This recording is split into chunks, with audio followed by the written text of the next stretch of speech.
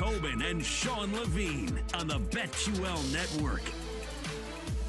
And welcome back. Hopefully you're enjoying your Saturday night. If you're looking for the UFC fights, well, you got to wait until next week because they already happened earlier today in Saudi Arabia.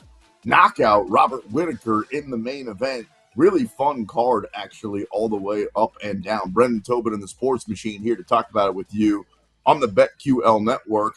Next week, we've got UFC 303 in Las Vegas. Of course, that was supposed to be Conor McGregor versus Michael Chandler, and we've been looking forward to that fight for a long time until we found out a couple of weeks ago that one's not going to happen. Credit to Dana and the guys for putting together a pretty good card on the fly. At the very top, the main event, Yuri Prochazka versus Alex Pereira. It's crazy, BT, that Pereira has only been in the UFC for 3 years. This will be his 10th fight, including Sean Strickland, Israel Adesanya twice, former champion Jan Blachowicz, former champion Yuri Prochazka, former champion Jamal Hill, and now he goes up against Prochazka again. You want to talk about a resume builder over the last 3 years and a guy that fights early, often, and everybody. Alex Pereira's kind of become the dude.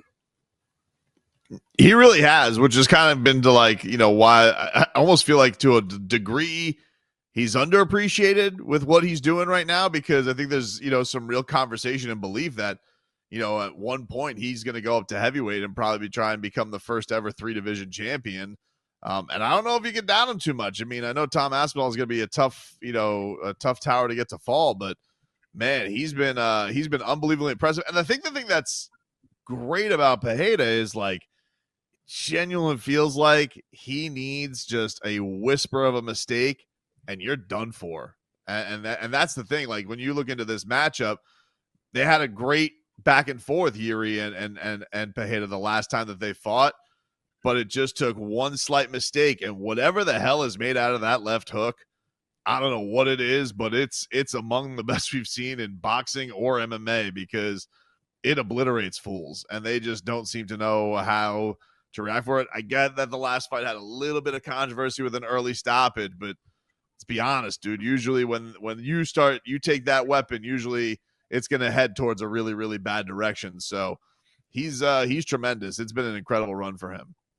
You could say the same thing, though, BT, about Yuri Prochazka, where if you make one mistake, he'll kick your head off, he'll elbow you. The question with Prochazka was, is he healthy? And now that we've seen him back for a minute, he's completely healthy. I'm playing him by knockout, at least early on. The odds, Prochazka, the underdog, no surprise, at plus 145. The champ, Alex Pereira, is minus 175.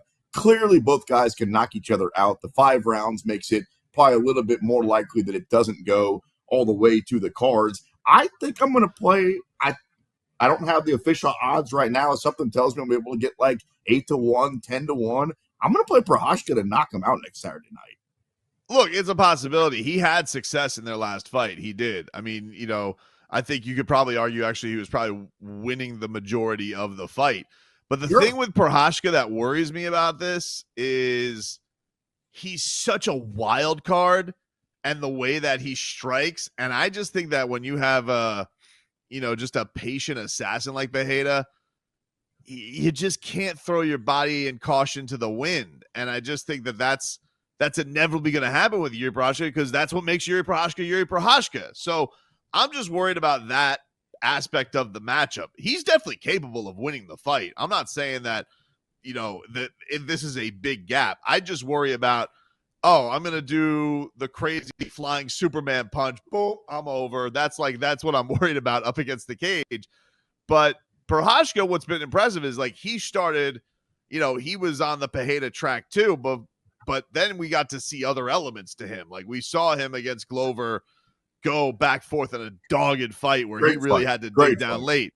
Rakic fight, you could honestly say he was probably losing the majority of that fight, before he was able to pull that out in the second round. Rakic was having a lot of success. So we know that this guy has a lot of dog in him, that he could take some punishment and still go out and win a fight. He's just going up against a guy that has, a detonator in that left hand. And I'm worried that, once you get really hurt with that, not many guys can survive it. Somebody's getting knocked out. I'll tell you that much. Somebody's getting knocked out next Saturday night of the main event at UFC 303. Alex Pereira has shown us against Adesanya that he is somewhat capable. What I'm saying is he's mortal. He can be knocked out. In the case of Prochazka, he does stand straight up, to your point. So Pereira perhaps might catch his chin. The co-main event is a great one. Diego Lopez, I'm a little bit surprised the favorite, minus 150 against my man crush, Brian Ortega at plus 125. Ortega, BT, has always been a tough one for the odds makers to pin down. If you think back to some of his fights, should he be the favorite? Should he be the underdog? When he fought Volk, it's like, wait a minute, why is he that big of an underdog? I'm a little bit surprised. I think it's just inactivity with that guy. Yeah, and that's the thing about it is, he took 2 years off. He had the bad shoulder injury against Yair, and then comes back and beats him, and he looks just, absolutely great against Yair Rodriguez back in February. And so the question with him is, can he ride that momentum? He seemed very confident that something had flipped in that matchup. The problem is Diego Lopez right now is just absolutely steamrolling fools. Yes, he is taking a big step up in competition. This is not Sadiq Youssef and Pat Sabatini, but he's finished 5 out of his last 6 fights.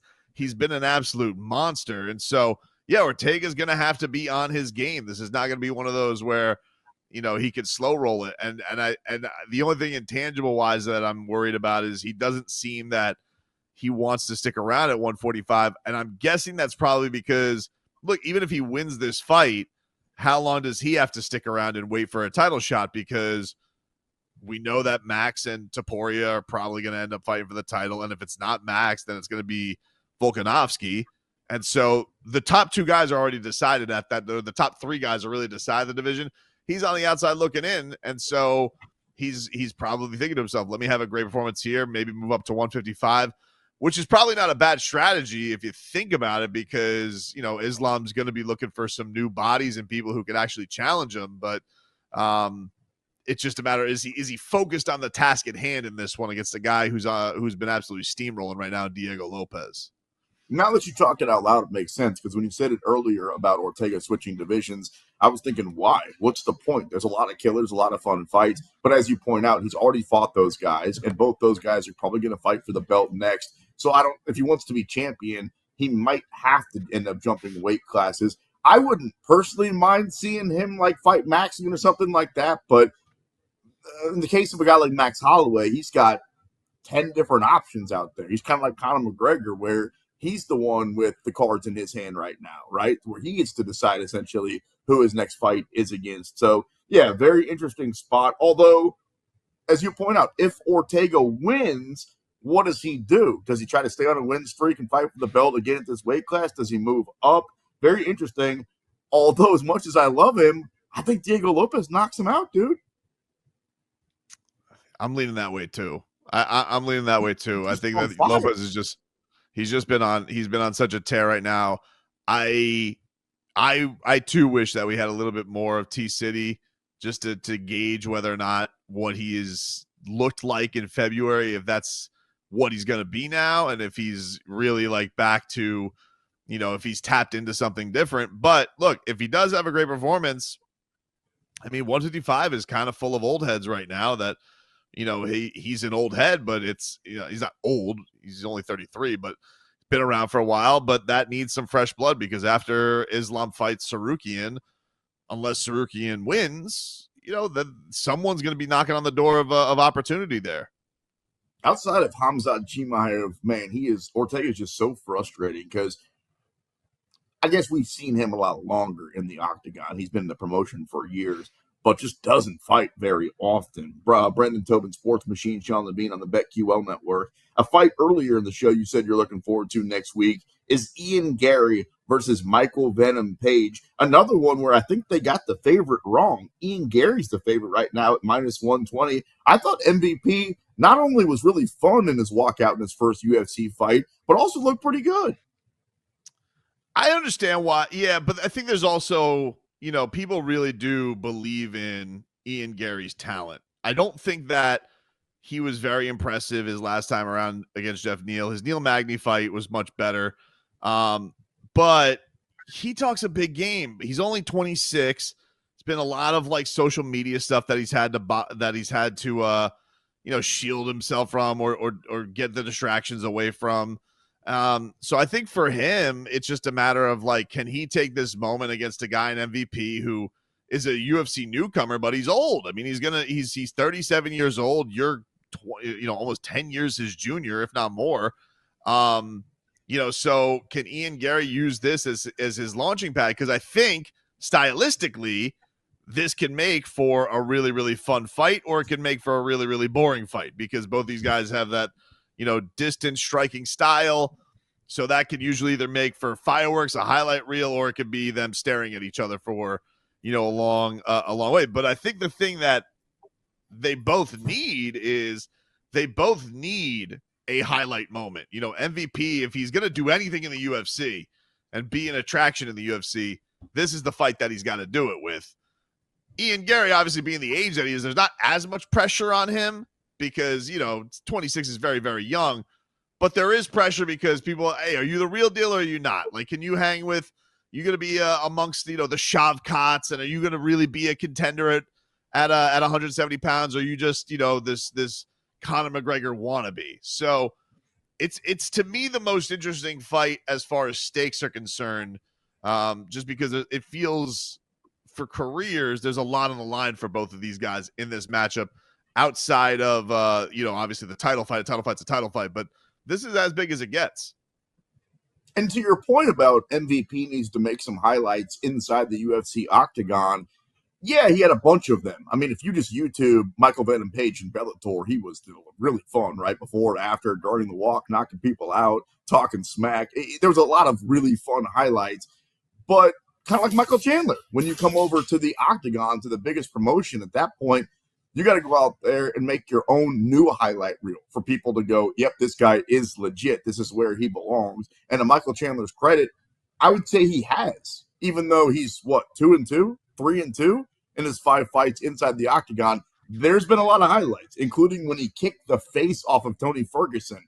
Even in losses, Michael Chandler's been really fun. So I agree with you. Michael Venom Page kind of needs to do the same thing to get his respect and to work his way up those rankings, because this is not Bellator, this is the UFC. Also on this card, Andre Feely, a favorite -160 against Cub Swanson at +130. The Killer Cub just keeps on going.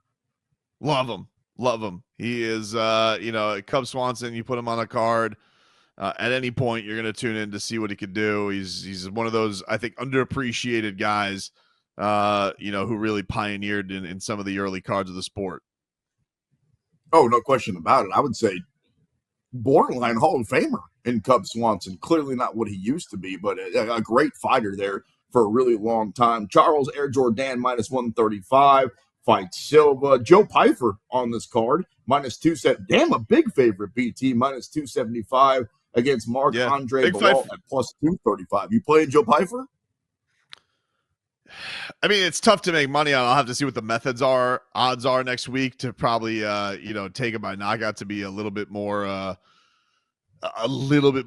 tolerable. But it's a big fight for him, because you remember the last time Joe Pyfer was out there, he got to highlight his own fight night against Jack Hermanson, and he kind of got schooled.